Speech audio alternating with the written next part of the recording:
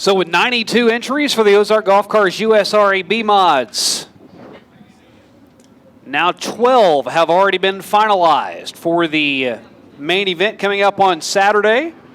Tomorrow, another round of heat races will determine the final 6 that get locked in. And now we'll turn our attention to the modifieds for the United States Racing Association. Starting grid shapes up like this for the 42 entries that are here 20 times around. Tyler Wolf, with 10 wins on the season out of Fayetteville, Arkansas, gave up his guaranteed spot to try to improve it after a third-place finish yesterday. May serve him well tonight, as he will be on the pole. Chad Clancy on his outside out of Polo in the 21 seed. Rolling off from the inside of row number 2 out of Urbana, Missouri, the 1X. It's Dylan McCowan, a former track champion here at the Lucas Oil Speedway. To his outside from Grand Saline, Texas, the 64 is Casey Fowler. The voice you hear, by the way, Eric Chesterman, voice of the United States Modified Touring Series, jumping in for the mods tonight. Row 3, Dustin Brown from Clear Lake, Iowa, will start to the inside. And then Terry Phillips won his last outing. He's got 3 victories on the season. He won to finish up the month of September at Springfield. That's where he calls home in the number 75. Inside of row number 4 out of Trenton, Missouri, a regular at the I-35 Speedway. Car number 92 is Tyler Grooms, and to his outside from Chinook, Kansas. Car number 9, this is Kenton Allen. Alex Williamson knows all about a big payday. He won $10K in a USMTS win earlier in his career out of Rushford, Minnesota in the 15W, and David Tanner will start in 10th from Wichita Falls, Texas.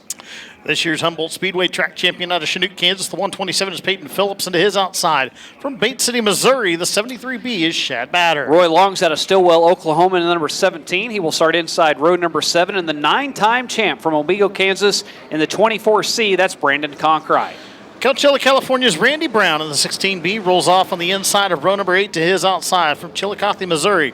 The number 12 is Andrew Thomas. And row at number 9, Jory Stotts is out of Gilman City, Missouri in the 12 Junior. He's a 14-time top 10 finisher on the season, still looking for his first career victory. He starts inside row 9 with Tyler Worley on his outside in the 66. Inside of row 10 from Hermitage, Missouri, the number 19 is Tanner Cade. His outside, the 117 is Matt Menzie. And Sam Osman will round out the field of 21 to start our first feature for the USRA Modifieds. And an interesting story, Eric, with Tyler Wolf. He chose to give up his guaranteed locked-in spot for Saturday. He finished 3rd in his feature. He said, you know what, I don't think I want to start back in row 3 of the feature and the main event. I want to take a chance to improve it, and I think after the run that he had in his heat race, he had a good pill pull to be able to start up front. Now it's earned him a top row spot, and as long as he can stay there, he has already jumped up 2 rows for the feature coming up on Saturday. Well, this is the second time this year that he's made this same play. He did it at the 25th anniversary event at the Mason City Motor Speedway during the USMTS event up there as well. So Tyler Wolf, no stranger to gambling on himself. Very confident driver behind the wheel of the Lobo Racing Army Contractors 4W. Been about as fast as anybody this year on the United States Modified Touring Series trail. Both the heat races he's run here this weekend, absolutely annihilating the field. We'll see what he can do from the front row here tonight. He won the Diamond Nationals weekend back here in 2016. He won the USRA Nationals last year. And at one point in time, we had an unofficial percentage going for him. His win rate at Lucas Oil Speedway was right at 40%. So his odds of winning here pretty good. You got to look in his rearview mirror, though. Whenever you see Dylan McCowan and Matt Johnson's ride in the 1X, that's going to be one of the top shoes with Terry Phillips outside row number 3. Got to be looking at all those cars with a chance to win. And the whole shot claimed by Tyler Wolf at a big margin on the drop of the green, out by 4 car lengths already. Off to the races we are, no doubt. Tyler Wolf, your early leader down the back straightaway, immediately 3 wide for the 4 spot. Terry Phillips going to drop to the bottom of the racetrack, takes over that spot at the end of turn 4. Tyler Wolf leads lap 1. Had an event here earlier on this year where Terry Phillips came in, and it was not a USMTS show. They were off that weekend, decided he would make the trip over here to Lucas Oil Speedway. Carlos Amata Jr. came in that weekend as well, Trevor Hughes. And Terry Phillips broke early in the race. He only completed a couple of laps, just had a very, very poor outing. you got to think the Springfield native and Kansas City Chief fan would love to get a little bit of vengeance after the poor outing that he had last time he was here. Yeah, and they're very evident, his Kansas City Chiefs fandom with the wrap on that car. Good battle for second right now between Dylan McCowan and Chad Clancy. Clancy going to give up the second spot as McCowan in Matt Johnson's 1X. Johnson, no stranger himself to victory lane here at the Lucas Oil Speedway. Put Dylan McCowan in the car this weekend, and McCowan chasing the 4W. And whenever Dylan McCowan decided he would go late model racing this year, as the Boone's Barbecue caution comes out, Whoa. and now we see why. A stopped car right on the exit of turn number 4. That is the 12 junior of Jory Stotts, if I'm not mistaken. That brings out the caution. When Dylan made the jump up to the late model ranks, he got a new sponsorship, got a new car, and Matt Johnson, who used to run in the MLRA, decided just a couple of weeks ago that he would come back out for the Fall Nationals, the Ron Jenkins Memorial, that is, and he used the backup car to Dylan McCowan. Matt Johnson beat him in Dylan's backup car, so I guess to return the favor, he's like, you know what, why don't you just go ahead and take my modified for USRA Nationals weekend? Yeah, that whenever you beat Dylan McCowan here at the Lucas Oil Speedway, that is an accomplishment in and of itself. When you do it in his own equipment, you probably ought to return that favor. And those two, I think it's a great rivalry that they have, and I use rivalry in the very loosest of terms.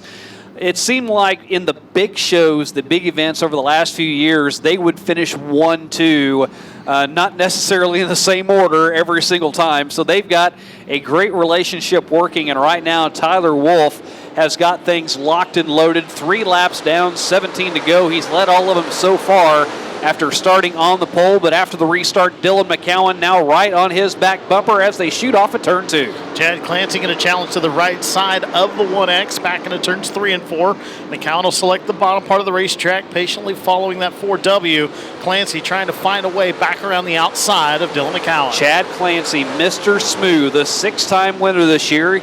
He topped the podium 4 times at I-35. He also won over at Lakeside, picked up a victory at US 36. This is for the 2014 USRA B-Mod National Champion. He also won the championship at US 36 this season. Let's take a look at the 15W of Alex Williamson. Right now currently rides in the 5 spot. Into turns 1 and 2, Williamson, an early mover, started at 9th on the grid, works in 5th, right behind the 75 of Terry Phillips. Phillips about 4 car lengths out in front of the 15W. Williamson announcing a little bit earlier this season he's going to tackle the USMTS Tour full time next year. Hasn't raced outside of the northern part of the country a whole lot. Having some success here tonight at Lucas Oil Speedway. Well, yeah, I mentioned in the introduction he won a $10,000 race at Ogilvie in the USMTS sanctioned event as the 117 brings out a caution. 117 of Matt Menzie with problems on that race car. Late entry for the driver that competed at Dallas County Speedway, picked up a victory there in a Midwest mod just a few years ago. Matt Menzie making the jump up to running more higher horsepower modifieds. Jumping back to that conversation we were having about Alex Williamson, though, anytime you talk about the 15W, you think of racetracks like Deer Creek, Mississippi Thunder, Mason City Motor Speedway, Ogilvie. Those are the tracks where he's really, really good at and always factors in whenever the USMTS is in town. Now going to finally pull the trigger and tackle that USMTS Tour full time. Alex Williamson won at Mason City this year back in May, picked up a victory a season ago at Eagle Valley, a 4-time winner back in 2021. The veteran that started racing back in 2008. KS Power Plant SSR chassis. Right in front of him is Terry Phillips. So your top 5, Tyler Wolff, Dylan McCowan, Chad Clancy, Terry Phillips, and Alex Williamson. Again, the top 3 will move on, get locked in for the middle row of the main event coming up on Saturday. Everybody that picked up their locked-in spots last night will be on the inside to start on Saturday. Just outside of the top 5, Kenton Allen in the Sonic Racing at number 9. Going to refire in the 6th spot. That kid's had a short turnaround last weekend. He was in a Hughes chassis, the family-owned at number 98. Rolled over at 81 Speedway, got the Bills Built number 9 back out, put it together in 2 days and still made it here to the USRA Nationals. one spot outside of the top 5. Look for Kenton Allen to be aggressive here on this restart. Hollywood looking for Rookie of the Year honors in the United States Racing Association with 10 top 5s. Locked and loaded, ready to roll. They see the orange cone that's been moved in further than what it was. Used to be a little closer to the track, but that means it's go time.